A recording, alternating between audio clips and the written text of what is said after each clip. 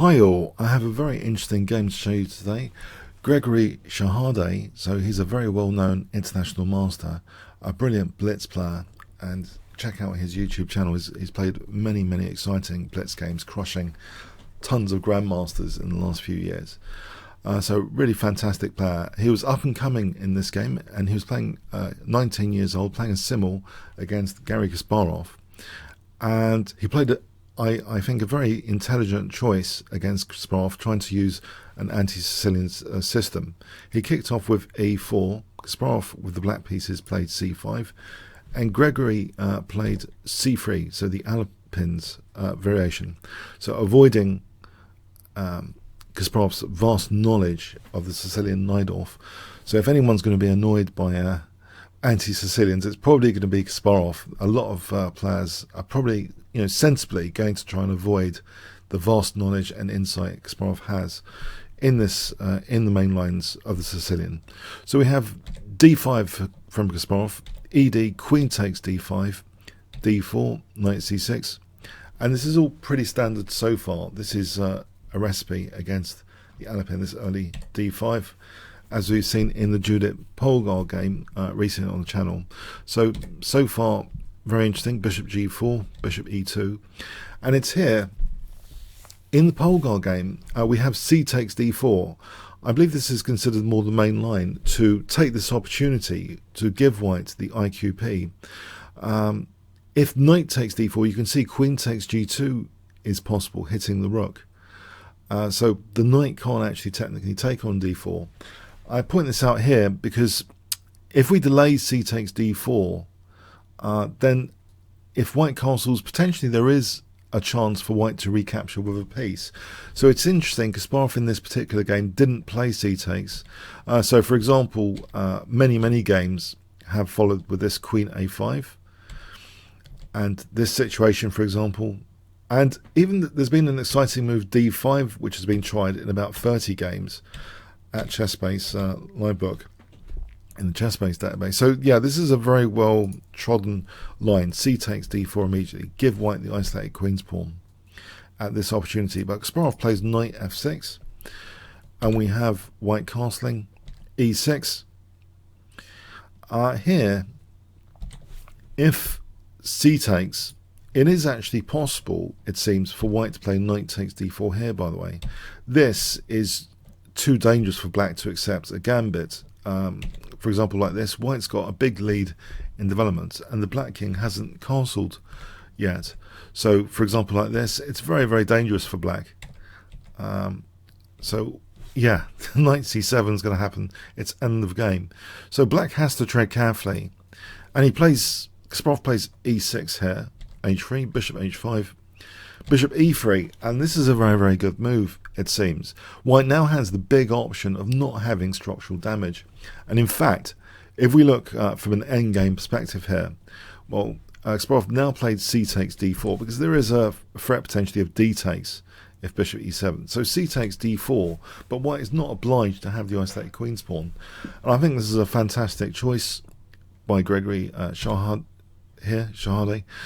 So knight takes d4, taking with a piece, and if we look structurally, white has a 3-2 pawn majority on this side of the board.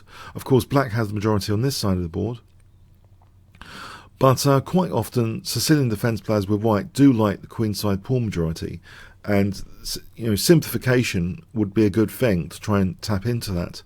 In theory, we have bishop takes e2, queen takes, knight takes, and white plays bishop takes d4, persisting not to have structural damage. Instead, a 3-2 pawn majority. It's actually very good for white, this position at the moment. Bishop e7, knight d2, black castles, rook f d1. We have queen c6, knight f3, rook f d8, c4. So this majority is starting to be felt here. c4. We have the move queen e4. A little bit of a strange decision for Kasparov, not minding the queens coming off. So we have actually king f1. Very interesting move, not conceding space to the queen. If queen f1, this looks like too passive. Maybe knight h5, it's a little bit annoying. Black's the black pieces could stick around. G4, Queen F3, for example. The Queen could stick around. It could be a little bit annoying. Technically, it's okay though. But King F1, so not fearing the endgame. Queen takes, King takes. So what has Kasparov got up his sleeve? Well, Knight E8 starts to mobilise these pawns. There's a majority here, 4-3, to try and tap into. So F6 and E5 to blunt this bishop. It's a very good plan in the circumstance. Rook D2. White has a small edge here, of course, though. Bishop E3, for example, is a simple move. And White's, definitely with a small edge and good prospects. So Rook D2, F6, Rook AD1, King F7, we have Bishop E3, so a pair of rooks come off, and E5. Knight E1, Knight D6, and I think there's a misprint at Chess.com. There must be Rook C2 here to protect the pawn. We have a misprint at Chess.com. Knight takes, it would be plausible in this case. There isn't compensation. If this really was played, which I really doubt, maybe Greg can shed light on that, but this seems as though there's not sufficient compensation if this really was a variation possible. So I believe actually at this point it must have been Rook C2, not Knight D3. So just ignore that for the moment. We get to this position here, and so White's still got this 3-2 pawn majority prospect. The bishop also looks quite good on the dark squares at the moment. We have Knight F5 though, trying to get rid of that bishop. G4. Yeah, clearly if the bishop drops back, then there's Knight D4 check. So that's, you've got to be careful about the kings in the endgames. So G4, conceding that bishop. Knight takes, King takes. H5. So Kasparov is trying to weaken these kingside pawns. F5, check. King F3. White could have just taken this bishop. This position should be fine. White should be absolutely fine there. So King F3, HG. In fact, here this is this seems to be a mistake actually technically. Can you see a possibility for black, which maybe both players missed here? Technically, there's a great technical opportunity to do some damage to white actually on this occasion. If I give you 5 seconds to pause video, what would you think is a really good move here?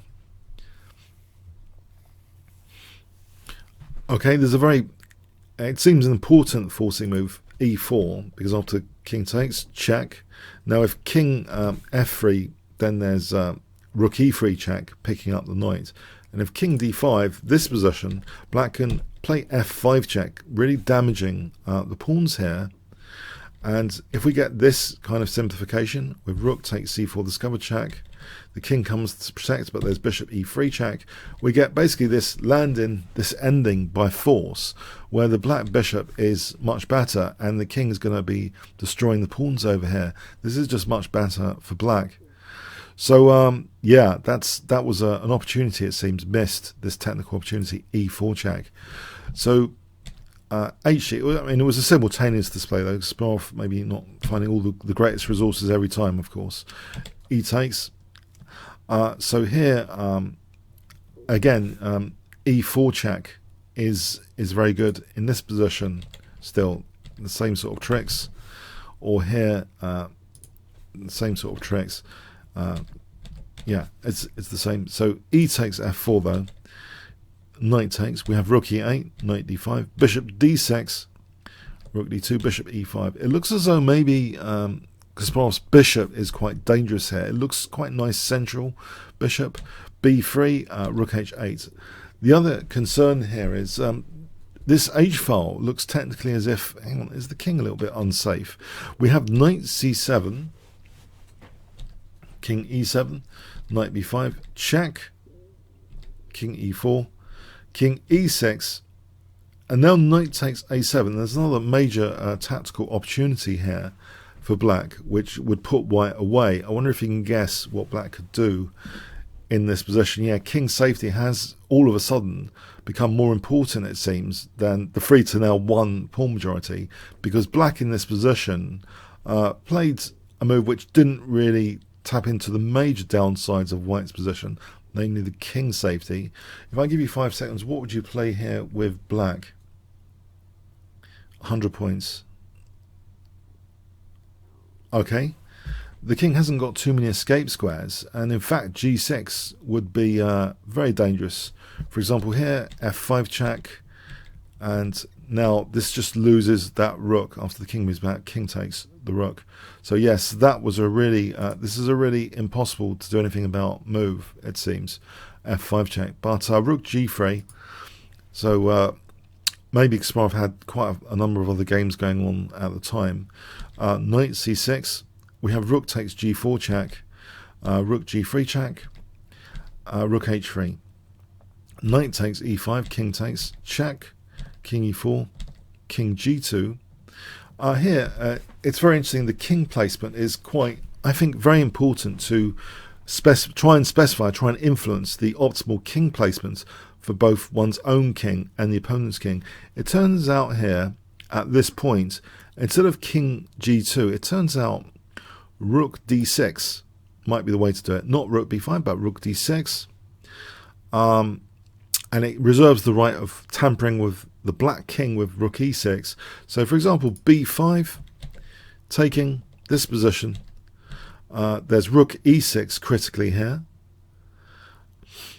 And if king f5, this position is even. So yes, it seems as though rook d6. If rook c3, going for rook c2 check, then the check could be quite important here. And say this, rook takes, this position should be even as well. It's important to specify, really, influence, be able to specify where the kings are in these variations. It seems with king g2, Kasparov somehow manages to get the upper hand based on king placement. Yes, fascinating, but it seems to be the case. Rook c3. This is the last chance. White should really play now, it seems, rook d6 here to hit the pawn like that. For example, check. There's king h3. This position is fine as well. But white played here rook b5, and now after rook c2 check, king h3, rook takes a2, rook takes b6.